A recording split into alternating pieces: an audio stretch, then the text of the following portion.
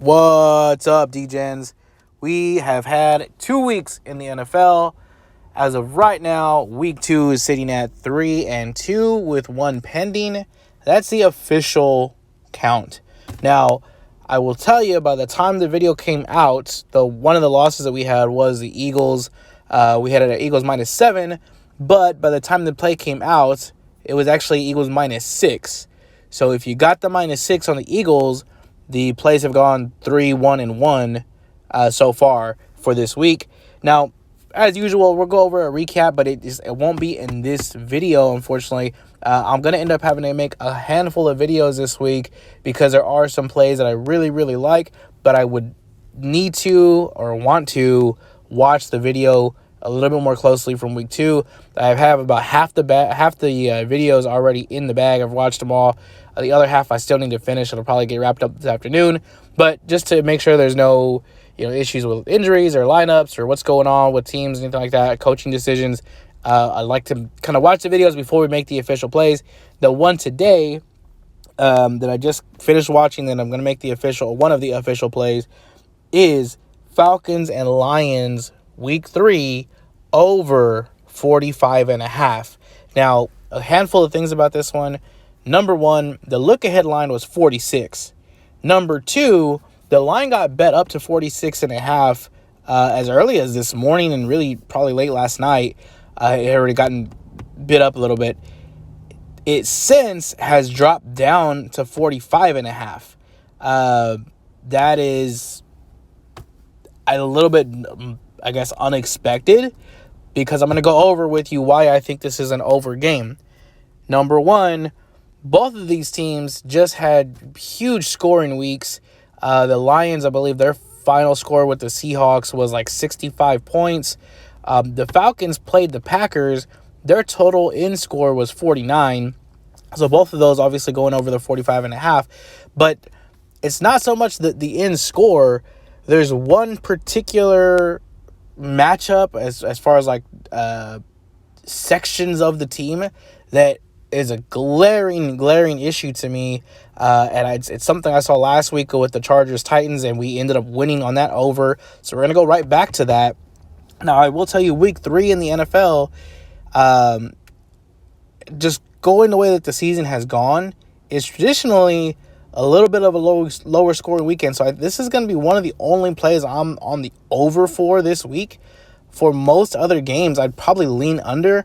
I don't know if I'm going to make any of them a play or not, but most of them are going to be an under. Anyways, let's get into why I like this over.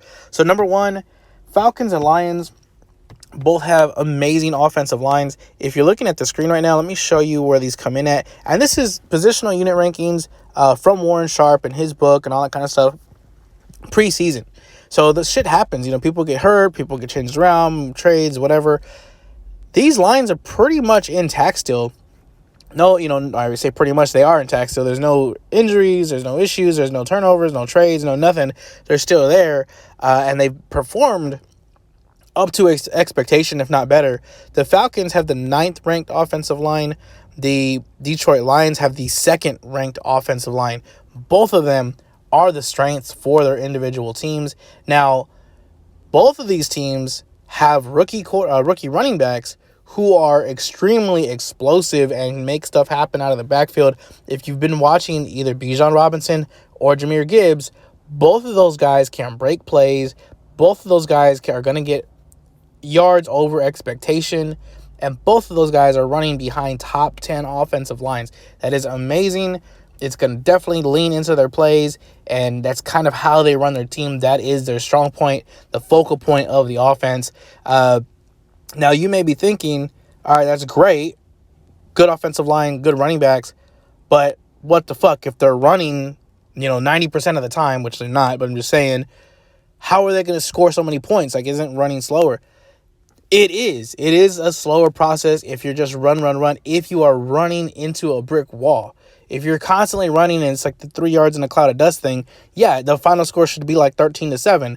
The problem is that's not what these defenses are. Let's scroll this out just a little bit so you can see what I'm talking about.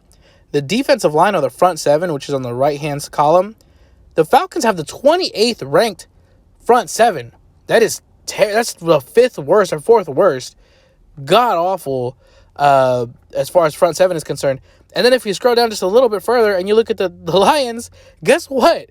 They have the 27th ranked front seven. Terrible defensive lines on both of these sides of the ball. I cannot express to you how much it makes me happy to know that we have two top 10 ranked offensive lines with explosive, amazing rookie running backs going up against two bottom 10, actually what bottom 5 in this case, defensive lines. Now, if that wasn't enough, go back and watch the tape. Go back and watch all of the games that these two teams have collectively played. Last week, or week 2, Lions playing the Seahawks. The Lions defense got absolutely no pressure on Geno Smith at all. I don't think it was until maybe very late in the fourth quarter where they started dialing some blitzes and having to kind of dedicate more people to get pressure on him.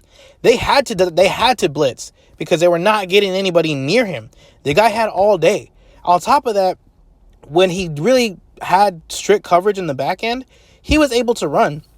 Geno had 3 runs for, I believe it was over 20 yards or right over, or right at 20 yards, I should say. But I mean, the thing is, he had more lanes than that. He could have had more yards than that, but he was just finding open people down the field. On the flip side of that, the Falcons, who played the Packers, similar thing, almost the exact same thing. Absolutely no fucking pressure on Jordan Love whatsoever. This guy, they were running play action. They were running fucking flea flickers. They had all the time in the world back there. That defensive line for Atlanta could not get anybody near him. The defense did okay when the Packers tried to run outside. They did okay at stopping A.J. Dillon. But number one, A.J. Dillon's a backup for a reason. And he looks like a backup. He's just not a great talent at running back. He's okay at best. Secondly, though, I don't know why Green Bay was so adamant about trying to run these sweeps. That's probably the one thing that Atlanta can actually stop is going to be like the outside sweep. Only because they're pretty fast on defense. They may not be great at getting pressure up the field at the quarterback, but they have fast safeties, fast corners that are going to stop, kind of shut down those end runs. But either way, Jordan Love also 3 runs for over 20 yards. One of them was, I believe, 20 by itself. The guy was just having all day back there. He was able to pick apart the secondary, no pressure, constantly having open running lanes. There's at least 3 to 4 times that I can tell you off the top of my head. He rolls right. There's a lane there where he could get, 4, 5, 6, 7 yards almost every time, and he just elects to pass. And I believe 2 of those he probably connected on, the other 2 he didn't. But the thing is, if they want to run, they're there. Now, if you look at the quarterbacks, again, in this Lions-Falcons matchup, Jared Goff is most likely not running, right? Maybe he'll get 3, 4, 5 yards. But Desmond Ridder can. And so if the Lions don't get any pressure on Desmond Ridder, he can look in the backfield. He can look around, try to maybe find, Kyle Pitts or whoever open downfield. But if there is an open running lane, he's going to take it. And he's going to keep that ball moving. They're going to consistently keep those chains moving. I don't see this as being like a shutdown defensive game. This is going to be you score a touchdown, I score a touchdown, you score a touchdown, I score a touchdown.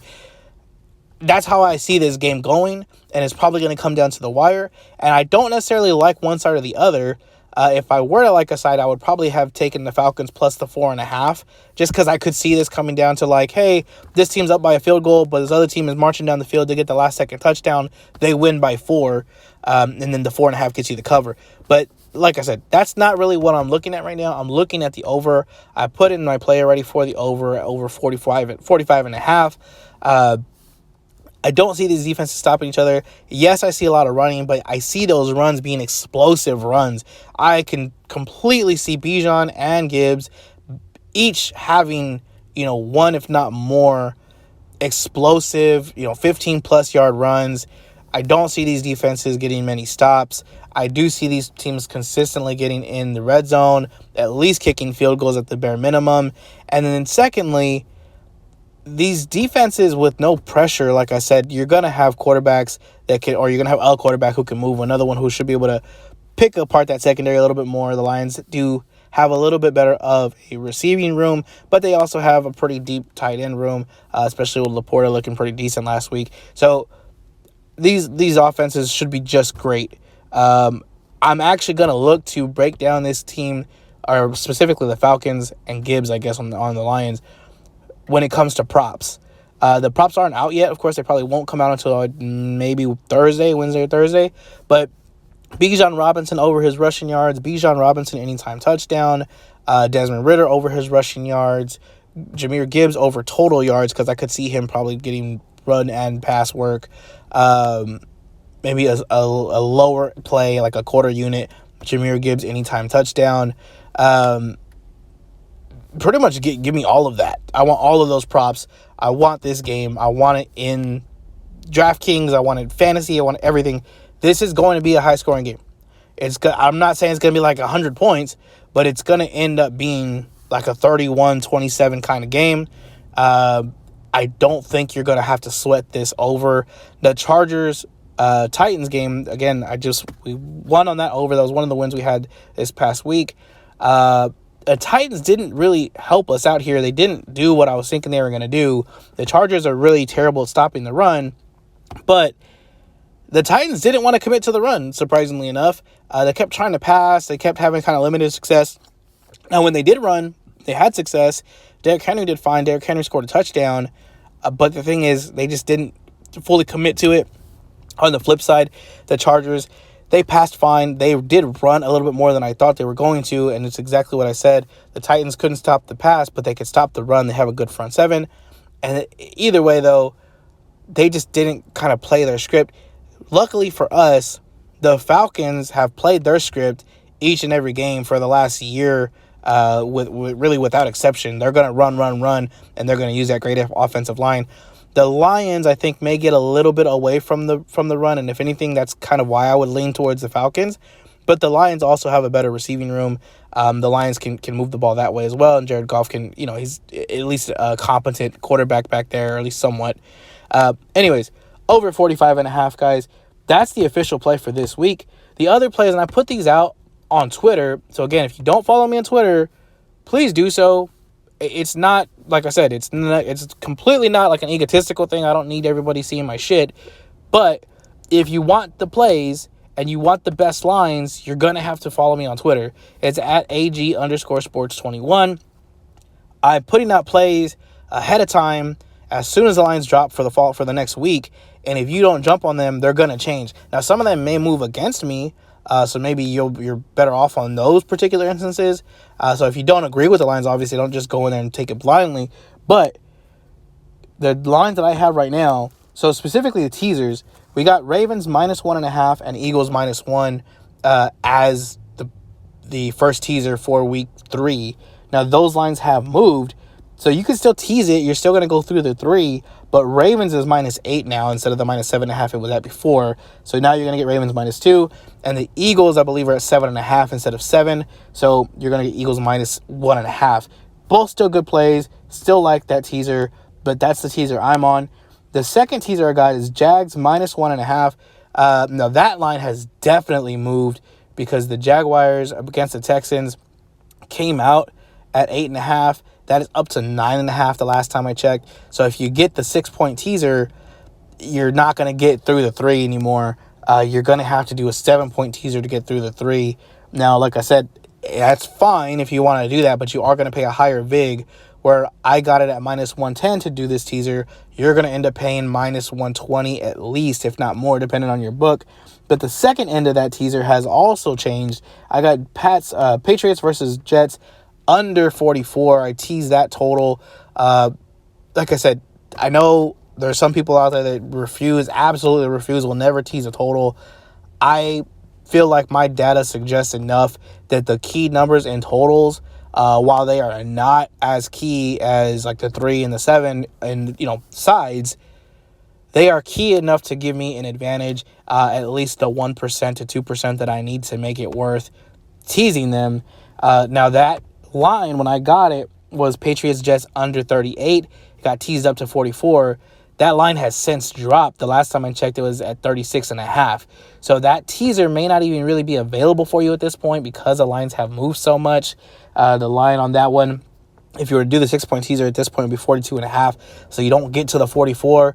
And the key number, so 41 is a key number, a lesser key number, but it is key for low scoring games like we think this one's going to be. 44 and 47 are actually the two main key numbers for totals. 51 is, again, a minor key number, kind of on the other end of that spectrum, where if you're expecting a higher scoring game, 51 is going to be your key number. Above that, 54, I guess, would be on the very high end. If you have like a, Bills Chiefs game, that may be where they set the line at 54. You don't see that too often, but for very high scoring teams, you may see it. But those are your key numbers with totals. Like I said, you're not going to get to the 44 anymore with that tease, but that's the play. The last one I have here, and this is just a straight play, it's not a tease. It is the Raiders-Steelers under 44. Like I said, this is traditionally a lower scoring week, just due to the trajectory of offenses, the way that they've been running this year. This should be a down week for offenses. The first week was a relatively low-scoring week. I believe it was at 43 was the average, if I remember what we wrote down correctly. The next video, I'll have the spreadsheet for us. This week, not much different. Usually we see just a slight increase for week 2, and then it comes back down, and sometimes drastically for week 3, because the defenses now have 2 weeks worth of footage. They know more or less what you're trying to do on offense, and they can kind of adapt to that with the third week. So Raiders, Steelers under 44. Now the Steelers do play Monday night, so tonight. The reason I would jump on this now, if you have a chance, is because there's very little chance of this line moving up, right? The Steelers would have to come out tonight against the Browns and put up, a 35, 42-point game for people to say, oh, shit, that offense is real. We need to go and raise the total. That's most likely not happening. What is more likely to happen is that, number one, Deontay Johnson, who is already out, gets ruled out for a second week. And on top of that, there is an injury. Right? If Kenny Pickett gets hurt, if George Pickens gets hurt, if Freiermuth gets hurt, anybody like that, that's going to drop this line. The Raiders, as it is, they have Devontae Adams dealing with a concussion. So I'm kind of surprised that this line hasn't just dropped down just a hair. But it's very possible he gets out of that concussion protocol and is ready to play by next week. But if he's out, that's a problem for the total as far as like the under or the over, I should say. So I would be looking to take this under now, get it while it's at 44, because if you wait too much longer, that 44 is probably going to be gone. I think by the time we get to kickoff, especially if Devontae Adams isn't playing, and especially if there are any other injuries tonight, yeah, I'm going to say at least 43. And if Adams isn't playing, I would say even 41 to maybe even less than that. So get that under now. But those are the plays for right now. There's 4 plays already on the board. If anything, there may be one more. Like I said, I try to keep it to roughly about 5 plays a week. So there may be one more play if I find something out there. But those are the 4 for right now. Thank you again. I appreciate you guys watching this.